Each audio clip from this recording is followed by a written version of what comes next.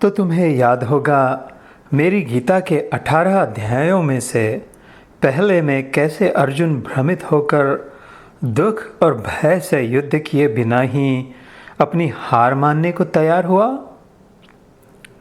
क्या कोई घटना शुरू भी न हुई हो और उसके पहले ही निर्णय करना उचित है?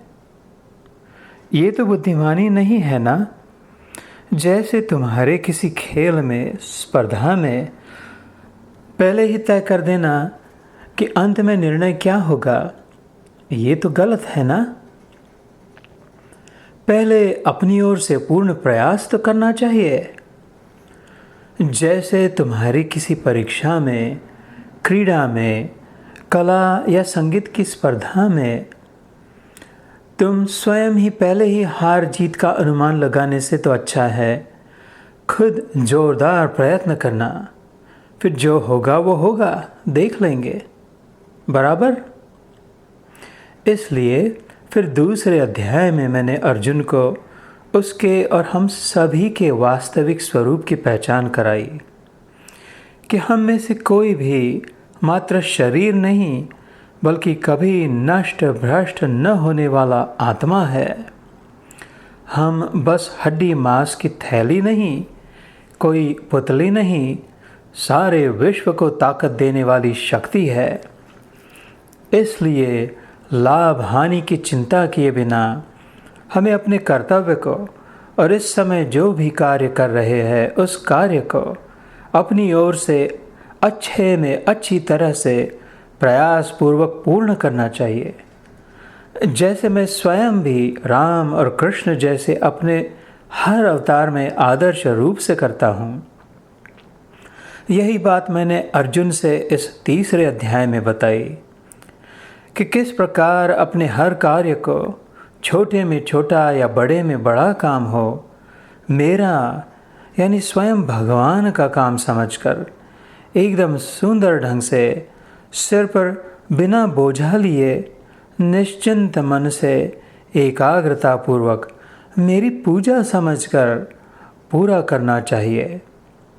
इसलिए इस अध्याय का नाम ही कर्मयोग रख दिया गया है, अर्थात अपना सब कर्तव्य कर्म बढ़िया ढंग से करने के स्वभाव से ईश्वर का अनुभव। हाँ, अपना कार्य निष्कामता से करते हुए मुझ स्वयं कृष्ण का अनुभव।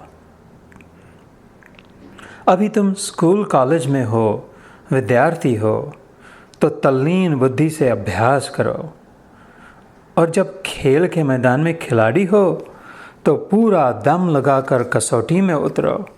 और अर्जुन के नाई आगे कभी युद्ध का प्रसंग आए तो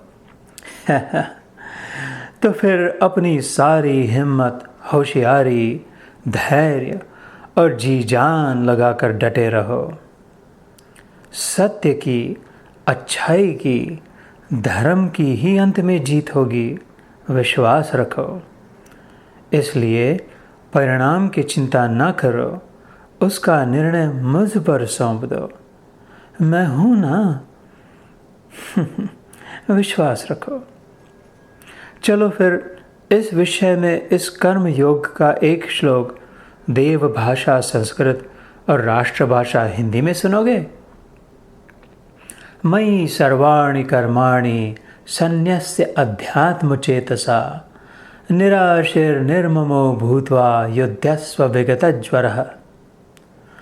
मुझ अंतर्यामी परमात्मा में लगे हुए चित्त द्वारा संपूर्ण कर्मों को मुझ में अर्पण करके आशा रहित, ममता रहित और संताप रहित होकर युद्ध कर।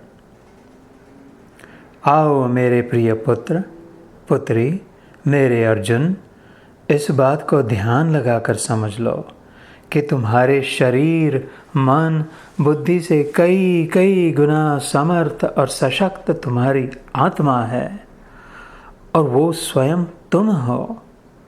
हाँ, तुम ही स्वयं वह आत्मा हो, और तुम जीवात्मा मुझ परमात्मा के हो, और मैं तुम्हारा।